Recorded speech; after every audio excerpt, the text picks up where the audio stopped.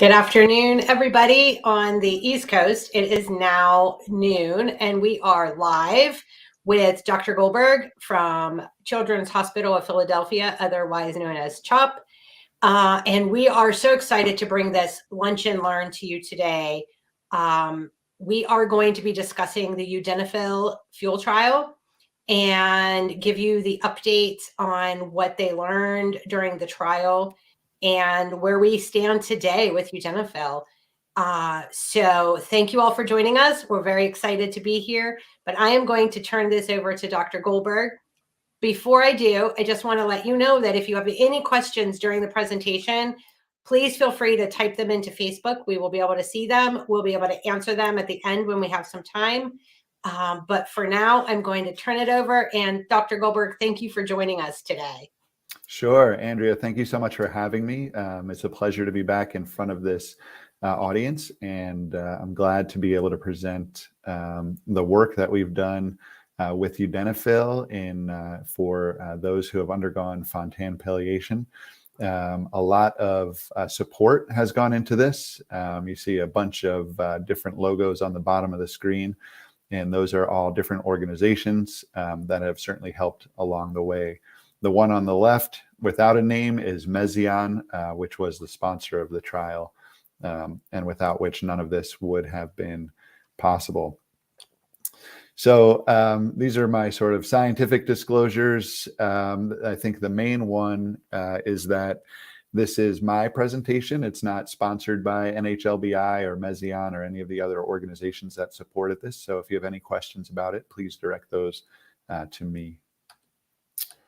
So I'm going to give just a brief overview of the history of single ventricle palliation. We'll talk a little bit about the rationale behind the fuel trial.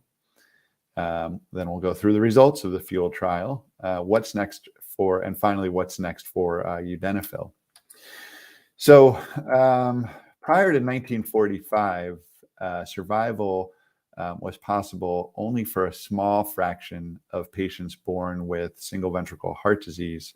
And those who did survive would have very profound cyanosis and lives that were anything but normal. In 1945, Blaylock and Taussig introduced a systemic to pulmonary shunt, which is a way of providing additional blood flow to the lungs where it can pick up oxygen and increase the overall oxygen saturation to a level that's more compatible with longer-term survival. In the initial description, this was performed by stealing the artery that provides blood to the right arm and disconnecting it, and instead connecting it to the pulmonary arteries, such that that artery would feed the lung arteries directly. That was the so-called turn down of the subclavian artery to the right pulmonary artery. And that allowed for increased pulmonary blood flow and decreased cyanosis for those with congenital heart disease that were amenable to this sort of palliation. In 1950, Dr. Glenn up at Yale and others introduced the concept of a direct superior cavo-pulmonary connection. So what does that mean? Well, the shunt allowed for a steal of arterial blood, but that blood was already pretty well saturated. And what really needed to happen was to provide desaturated blood, or blood that's already been used by the body, to the lungs, which is the normal route of blood flow. So Dr. Glenn created an obligate pulmonary blood flow by connecting the superior vena cava, which is this, directly to the pulmonary artery, such that deoxygenated blood flow now was able to pick up oxygen in the lungs. And then in the early 1970s, Fontan and Dr. Kreutzer described the complete physiologic correction of tricuspid atresia in their particular case, although this holds for a whole variety of different types of single ventricle heart disease. But they created the Fontan completion, which reroutes the inferior vena cava up to the pulmonary arteries, such that all of the systemic venous return, which is desaturated blood, is now directed toward the pulmonary arteries and into the lungs, where that blood can pick up oxygen. And what this did is allow for the survival of those with single ventricle congenital heart disease with a relatively normal oxygen saturation. So since 1971, there have obviously been enormous advances in the field. The techniques for completing the Glenn and the Fontan have been modified substantially. The anesthesia care has improved tremendously. The ICU care has improved tremendously. And the overall understanding of single ventricle heart disease has improved quite a lot. So in 1971 or the 1970s and even into the 1980s, while we had the opportunity to do Fontan completion, there was still significant morbidity and mortality, so non-survival, associated with these procedures. And it was really starting in the mid-1990s that as a field, we started to figure this out and we got it down such that survival was the expectation in the overwhelming majority of cases. So now this series of innovations over the last 70 so years has led to a generation of survivors with what we call Fontan physiology. Truly, it could be called Fontan-Kreutzer physiology, but Fontan is the one whose name ended up describing this arrangement. So what is the Fontan? Well, another way that we refer to it is as a total cavo-pulmonary connection. Why do we call it that? Well, the superior vena cava and the inferior vena cava are the two main blood vessels that bring deoxygenated blood, usually back to the heart where they're pumped to the lungs. But in this case, they've been connected directly to the pulmonary artery, creating a total cavo-pulmonary connection, or TCPC, you might hear it as shorthand.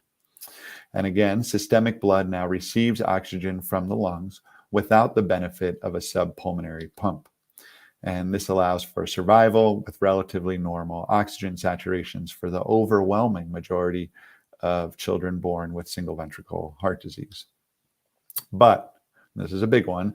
This procedure is not an anatomical correction, which would require the creation of a right ventricle, but a procedure of physiological pulmonary blood flow restoration with suppression of right and left blood flow mixing.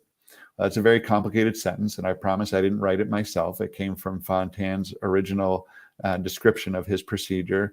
But essentially, even in 1971, there was a recognition that while the Fontan procedure was a very good and successful palliation, it was not a correction. It did not fix the underlying problem. It merely created a mechanism to deal with the underlying problem.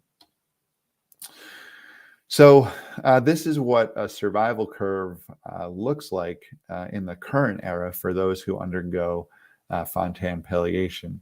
Actually, this is data from about 1995 for those who underwent Fontan from 1995 to about 2010. So we're probably a little bit better than this now. But what you can see is there was an initial early loss. So this is patients who had complicated postoperative courses. And in reality, this attrition that we see in the first year has gotten substantially better more recently. But then there still continues to be an ongoing loss of patients over the 20 years following the Fontan surgery.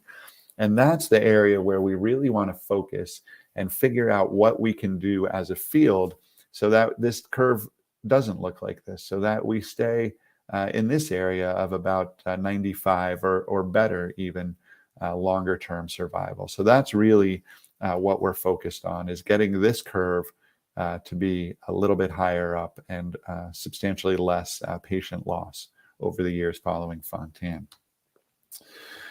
So the Fontan circulation is, because it is not what was intended for the human body, fundamentally flawed. There, as soon as we complete the total cavo-pulmonary connection, it creates a mandatory elevation in central venous pressure, so the pressure within the veins of the body, because it's this pressure that then propels blood through the lungs.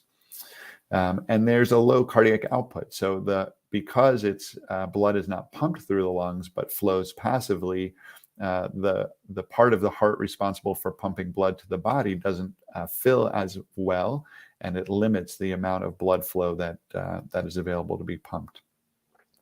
And this is responsible for the long-term problems associated with the Fontan circulation. So prior to the FUEL trial, no medical therapies had demonstrated long-term tolerability, safety, or efficacy. And really, the random therapies that were used were all extrapolated from the adult heart failure literature and experience without necessarily having any relevance to the specific limitations of the Fontan circulation. So this is what medication use for children who had undergone Fontan looked like in the early 2000s. ACE inhibitors are things like enalapril or captopril. Glycosides are things like digoxin, and diuretics are things like Lasix or aldactone or Diaril are some of the more common ones. Each of the colored bars here represents a unique center. So the brown bar represents one center, the orange bar represents another center, the black bar another center, and so on. And these were all centers that participated in the original Pediatric Heart Network Fontan cross-sectional study. So ACE inhibitors, glycosides, and diuretics were the most commonly prescribed medications for those who had undergone Fontan. And you can see, although they were the most commonly prescribed, there was a fair amount of variability in how often each center used each of these classes of medication. And again, these were all used without any real data suggesting a benefit for those with single ventricle heart disease. In fact, in the one placebo-controlled trial of ACE inhibitor, the final result was entirely negative. And the concluding sentence was, these results emphasize the need to continue to explore the pathophysiology of these abnormalities so that therapy can be optimized. So a call to action to try to develop additional therapies more specifically tailored to treat those with single ventricle heart disease, and specifically those who had undergone Fontan palliation. So I promise I'm only going to put up two physics equations in the whole talk, and here they are. So QP, which is pulmonary blood flow, is equal to the change in pressure, so the sort of pressure pushing blood through the lungs, divided by the resistance to flow in the lungs, or pulmonary vascular resistance. So our target in designing the FUEL study was this pulmonary vascular resistance, because we theorized that if we could decrease pulmonary vascular resistance, we would increase pulmonary blood flow and then increase cardiac output, or decrease central venous pressure. And central venous pressure is responsible for a lot of the complications, including long-term liver dysfunction, potential lymphatic insufficiency, those sorts of things. So by decreasing pulmonary vascular resistance, we're looking to optimize the Fontan circulation and improve on those things that are fundamentally flawed in that circulation. So increase pulmonary blood flow, which will increase cardiac output, or drop central venous pressure, or both.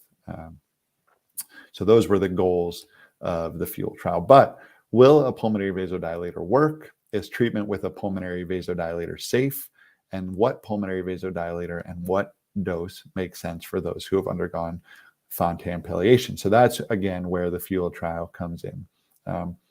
As some of you probably know, there are people around the country who have been using things like sildenafil or bosentan or other pulmonary vasodilators, really without much data to support them, without much safety data, without much efficacy data, and without a rigorous scientific trial or series of trials behind them to suggest an appropriate dose or an appropriate use algorithm. So for the FUEL trial, we wanted to do it right. We wanted to understand Udenafil. We wanted to understand appropriate dosing. We wanted to understand the safety profile. And we wanted to understand the pharmacokinetics of Udenafil in this specific population. So we started with a phase 1, phase 2 multi-center trial. This was an investigation of Udenafil in adolescents after the Fontan. It was what we call a dose escalation trial, which means we chose 5 distinct doses. And after each dose was demonstrated to be safe, we then increased the dose. We didn't want to start with too large a dose and potentially put people at risk for side effects. So we start with a very small dose, look at the safety at that dose, measure the plasma concentrations, and then slowly and in a stepwise fashion increase the dose to some of the higher dose targets. We had 6 participants per cohort, so just a small number, but this was a pretty rigorous trial and required a lot out of our participants. So if any of you are on this call, thank you for your willingness to participate. And then we did a limited evaluation of efficacy. In other words, we looked primarily at safety and plasma concentration, but then we wanted to look and say, all right, well, we've looked at safety, but is there a signal in any of these doses that maybe there's a physiologic effect that we think is important? So here are this is the plasma concentration curves. I think we spent a lot of time developing these curves, although there's a lot of information, but essentially each of these colored bars represents a different dosing algorithm. So here is a 37.5 milligram dose given once a day, and there's a little peak in plasma concentration, and then it tails off over 24 hours. And you can tell the twice a day dosing because the second peak is imputed, but here's the 37.5 twice a day where there's a peak, tails off, and then another peak and tails off. And so what we were looking at was which dose regimen is the best tolerated and has the highest average serum concentration of both Udenafil and DA8164, which is the primary metabolite. So as your body deals with Udenafil, it breaks it down into DA8164 and other byproducts. And both Udenafil and DA8164 are active metabolically. And so we wanted to look at concentrations of both of those. And what we found was the 87.5 milligram twice daily dose gave us the highest average serum concentration without causing any unnecessary toxicity. So side effects were pretty limited and very well tolerated.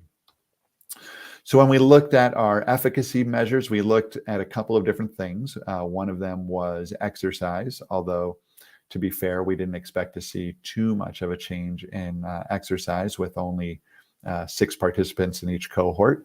But I think you probably get a sense that maybe there's a little bit of a signal that at the higher doses, the change in exercise was better. The other thing we looked at, though, importantly, was ventricular function. So how well does the heart squeeze?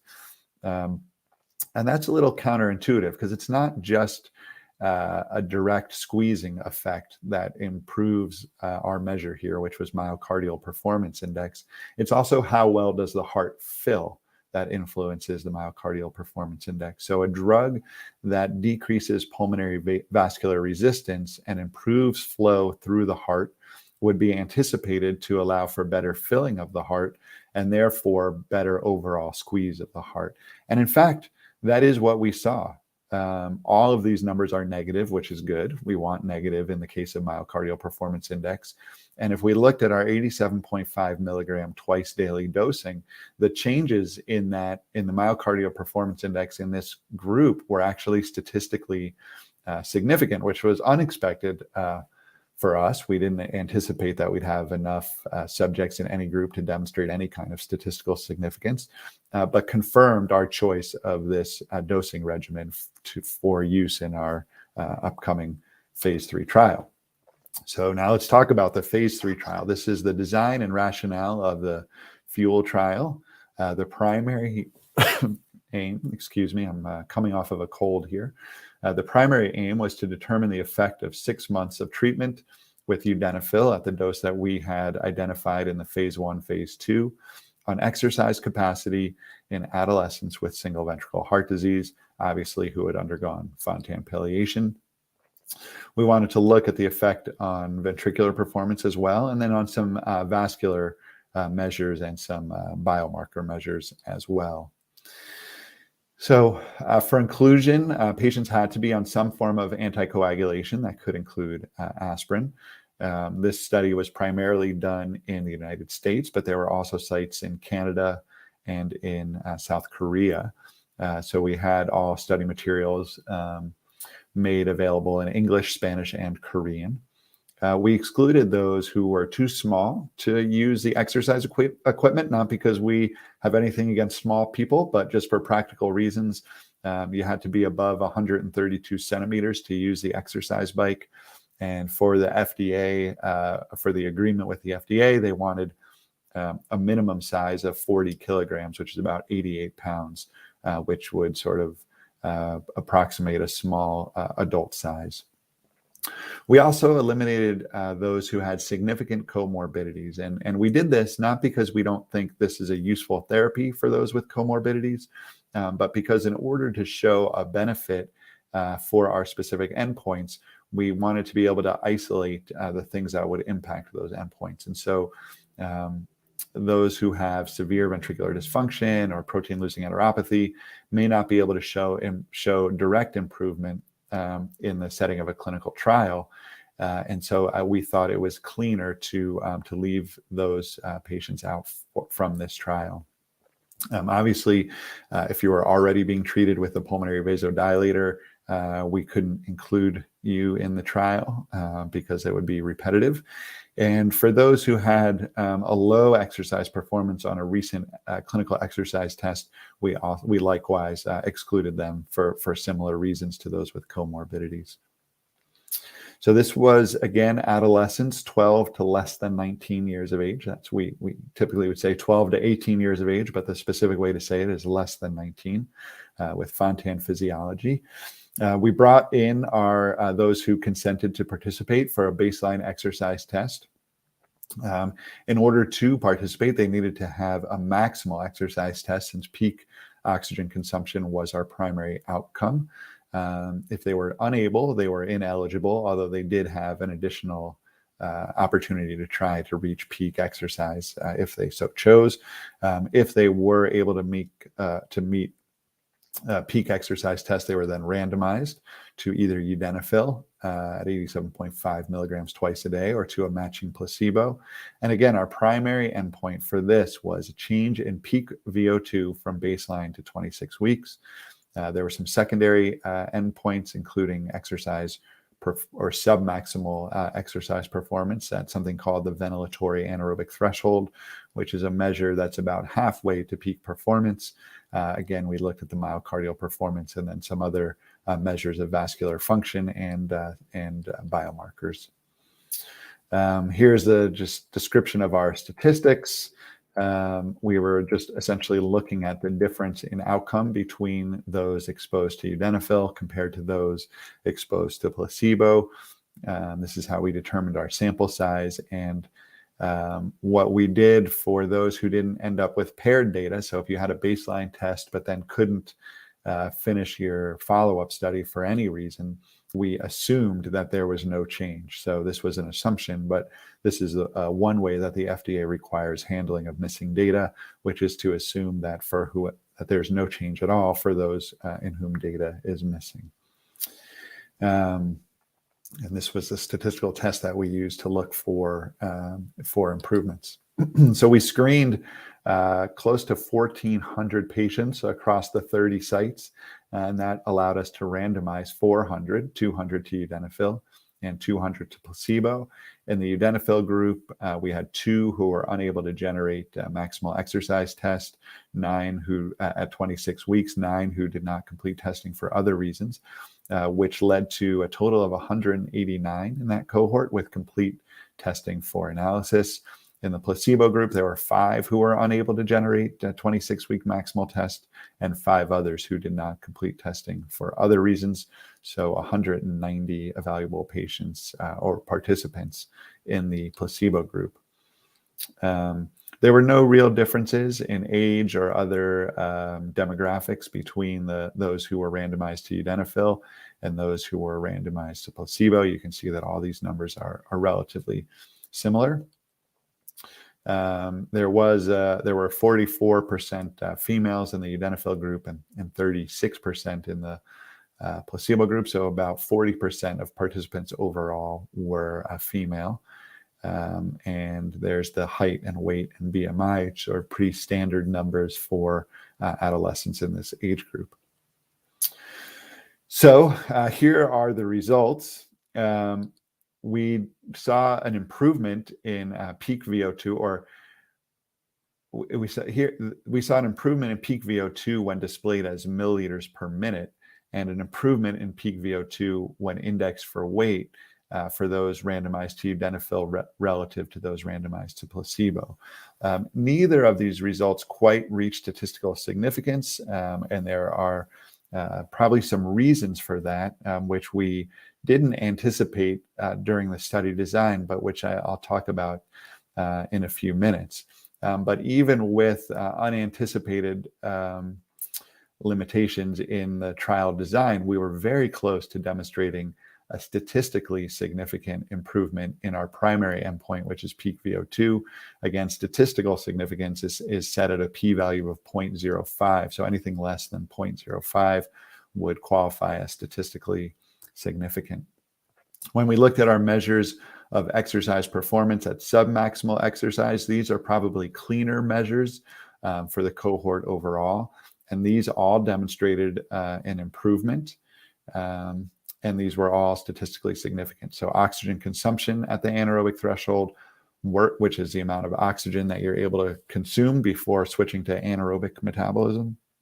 The amount of work, so the amount of work that a participant was able to do, was improved in the Udenafil group. And the efficiency of ventilation, so how comfortable your breathing is and how easily you're able to clear carbon dioxide. All of that was improved, and all of that points to much more efficient pulmonary blood flow overall in the Udenafil group relative to placebo. I'm just going to spend 1 second talking about peak VO2 again and why that number may not have reached statistical significance. We think that one of the things that we failed to anticipate was the challenge in improving those who were already performing at a normal level. So really, the idea of Udenafil was to shift the population curve from below where a person of that age and gender would be, from below where a person of the age and gender would be predicted to be, to more in line with what a person with two ventricles, how a person with two ventricles would perform. The problem with that is that there are some with single ventricle heart disease who already perform at a normal or very near normal level. And so demonstrating improvement in that small cohort with particular regard to peak exercise capacity is a challenge.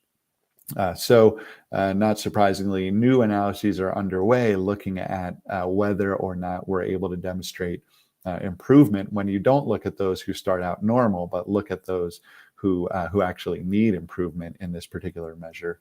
And without giving away too much, I can say that we're pretty happy with the way that new analysis looks, and we think it just adds credibility to the rest of the results, which really indicate, in my view, a relatively good benefit of Udenafil in this population. So here are just graphically looking at the improvements in some of the measures of exercise. The blue is Udenafil, the red is placebo. And you can see for all of these measures, there was improvement in those who received Udenafil relative to those who received placebo. So this was all very encouraging. When we looked at the myocardial performance index, again, there was improvement in the Udenafil group relative to the placebo group that reached statistical significance. So this was very similar to what we'd seen in the phase 1, phase 2 trial, and again, likely relates, at least in part, to better filling of the single ventricle. As important as efficacy is safety. And so we looked very carefully and critically at the safety profile. We collected adverse events meticulously and in great detail, and spent an enormous amount of time making sure we had that just right. These circle, or the ones with the bar around them, the headache, facial flushing, increased erection in males, and epistaxis, which means nosebleed, are all side effects known to exist within the class of medications. So in other words, PDE5 inhibitors are known to cause headaches, facial flushing, and obviously Viagra is generated its own field, so we know that there's increased erection in males and nosebleeds. So when we compared Udenafil to placebo, there was a slight increase in headache and facial flushing, and a slight increase in erection in males, and a slight increase in nosebleed in those exposed to Udenafil relative to placebo. These changes weren't overly dramatic. They were all expected, and they were all very well tolerated. So there were no unexpected severe side effects that were thought to be related to medication administration in this trial. All of the side effect profile that we identified was similar to what had already been known and was anticipated during trial design. So that was all very reassuring. So in conclusion, treatment with Udenafil was associated in improvements in key measures of exercise performance and ventricular function.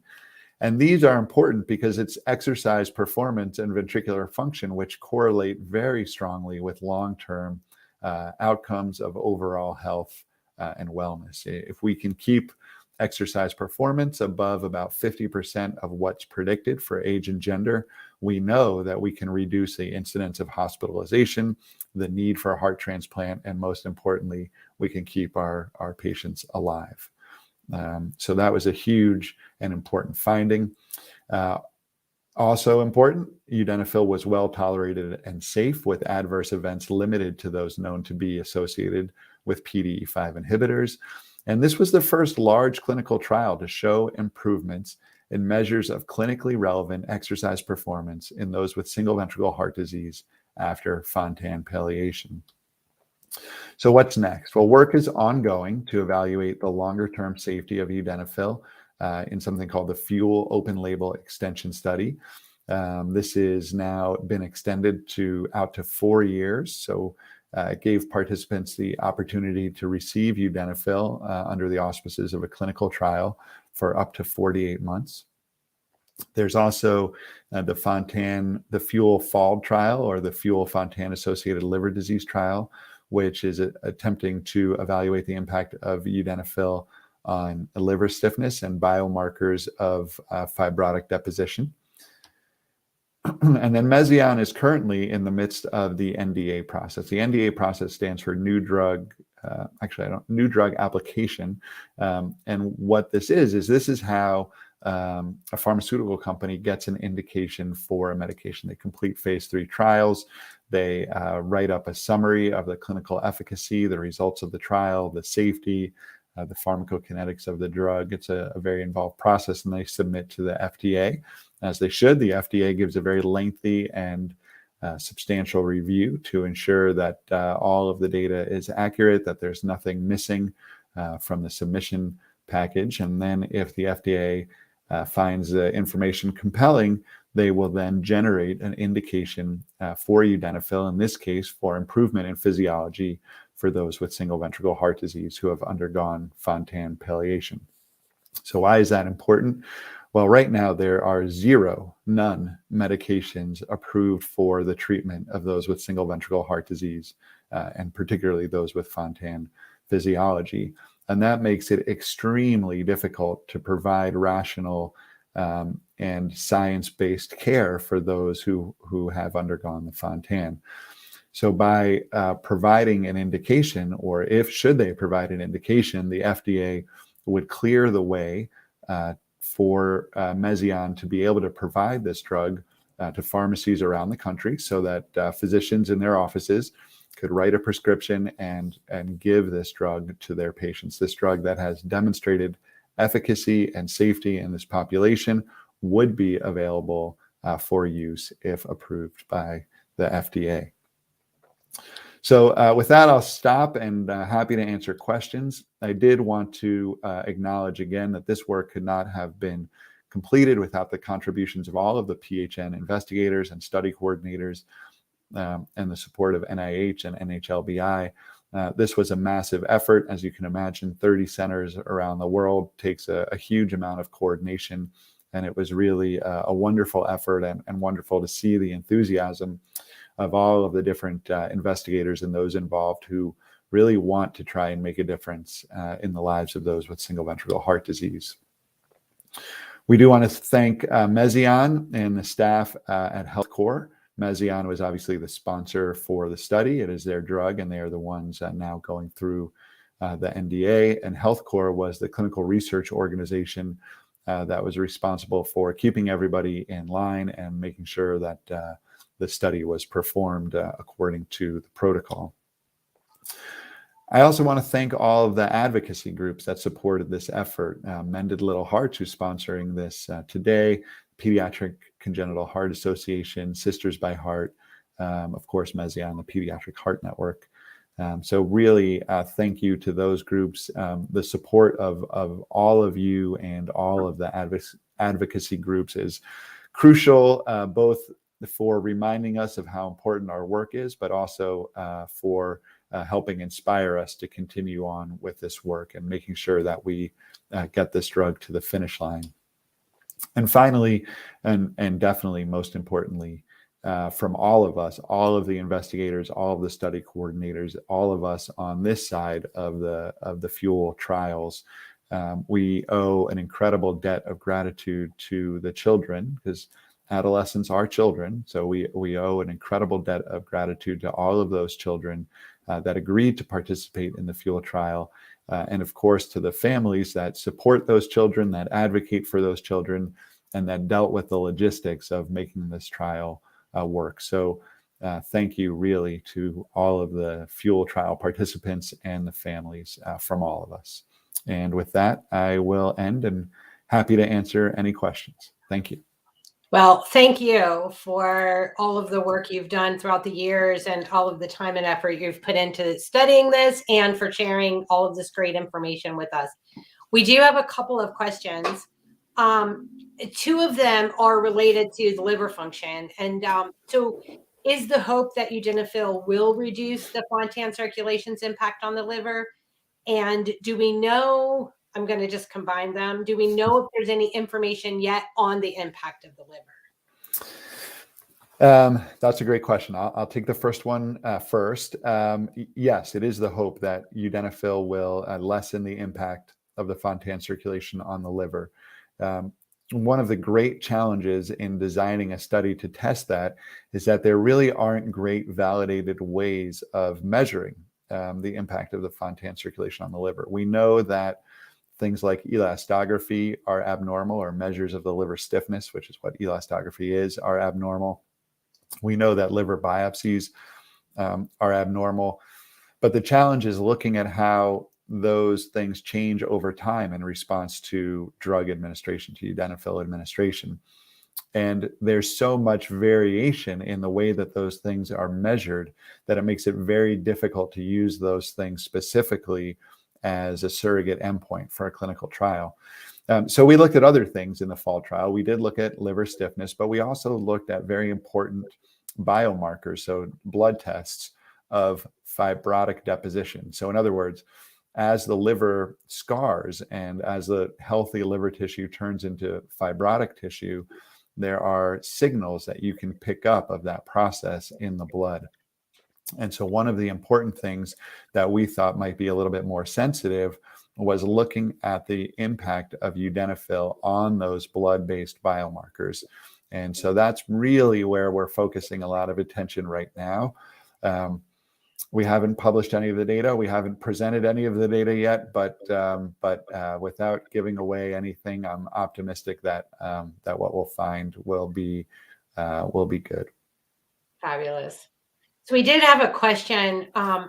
What are the differences between sildenafil and Udenafil? I mean, you had mentioned sildenafil earlier. Yeah. Can you explain what the differences are? Well, I'm not a biochemist, so I'll say that straight away. So I can't explain the differences in the chemical moiety exactly of the way the drugs are produced. But all of the PDE5 inhibitors have slightly different safety profiles or side effect profiles. And the way the body handles the PDE5 inhibitors is a little bit different.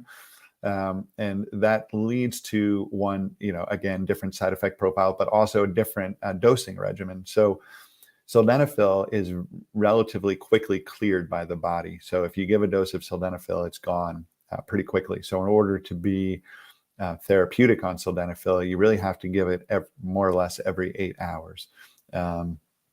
That's tough. I don't know how many of you have tried to take a drug every 8 hours, but it's not straightforward. I don't take sildenafil on a regular basis, but even when my children take amoxicillin or something like that, I know that if we're trying to keep up with a 3-time-a-day dosing regimen, it is very difficult. And so Udenafil is offered twice a day, based on the way that drug is metabolized, which means you put it in a pill box, you put it next to the bathroom sink. When you brush your teeth in the morning, you take a dose. When you brush your teeth at night, you take a dose. And otherwise, you don't really have to think about it. So the dosing regimen for Udenafil is much more favorable relative to sildenafil. And we think that some of the sort of minor effects of PDE5 inhibitors that we see in some of the other drugs are less apparent in Udenafil because of the specificity of the specific chemical compound. And so we see less impact on vision, less impact on hearing, less impact on back pain, which not for sildenafil, but for tadalafil can be a significant issue, particularly at higher doses. So we think that Udenafil is going to have a good safety profile and a very reasonable dosing strategy. Excellent. Thank you. So, and then I think we'll take one more question because I know we're already over time, so I appreciate it. I think this question is great. Again, why did the study focus on 12 to 18-year-olds? And is there an opportunity to study adults? Will the NHLBI continue to fund this research? Yeah, well, that's a great question. I think there's no specific reason why we capped the age at 18 other than that the mission of the Pediatric Heart Network at the time that we wrote the trial was to do pediatric congenital heart research. And so the thought was to cap it at those under 19 because they still qualify as pediatrics. Frankly, there's no scientific reason to think that a 16-year-old or an 18-year-old would metabolize the drug differently than a 25-year-old or a 30-year-old, or that there'd be any difference in the benefit between somebody in late adolescence and in adulthood. So there certainly could be the opportunity to study this specifically in adults. I'm not sure that that's needed, but if that ever became a thing, or if the FDA asked us to do that, that's certainly something where, knowing what we know now, we could probably design a somewhat more efficient trial and do that as needed. Obviously, it's not quite as simple as all that. There's an enormous amount of work that goes into organizing a clinical trial, which would, and cost that goes with it and those sorts of things. So we're very comfortable with the data that we have now. We think that these data are applicable to anybody above the age of 12, essentially, or anybody above 40 kilograms, regardless of their age. So we're quite comfortable with the data that we have. Excellent. Well, thank you. So everyone who is watching, I know we have lots of other questions. I'm sorry we couldn't get to them all. But I just wanted to alert you all to an action that we have, an action alert that we have going on right now. Mended Little Hearts is engaging with some patient voice work with the FDA through this process. Typically, the FDA would allow for patient voice to be heard in public sessions and in a public manner. But since they aren't holding meetings at this point, we are doing that all through written testimony. And we have a letter that we have created that we will be sending to the FDA with everybody's signatures. If you want to sign on, it's only your first name and last initial. If you want to share a testimonial as to why this is important to have a new drug developed for single ventricle Fontan children, then please, by all means, get involved. Now's the time to do it. We're sending this in early next week to the FDA. So go to our website, mendedlittlehearts.org. It's on the homepage. It says action alert about Udenafil. That will take you and give you all of the information you need. You can provide video testimonials off of your phone. You can just drop them into a Dropbox for us. Or you can just sign the letter or give your testimonial, anything that you'd like. The patient voice is so vital to the FDA and to all of these whole process that we're going through. So we really encourage you to get involved and share your voice in this manner so that we can share it with the FDA. So Dr. Goldberg, thank you so much for spending time with us today. We really appreciate it. And for everybody watching, thanks for joining us. This will be archived on our YouTube channel. So if you missed it, you can go back and watch it. So thank you so much. And everybody have a great day.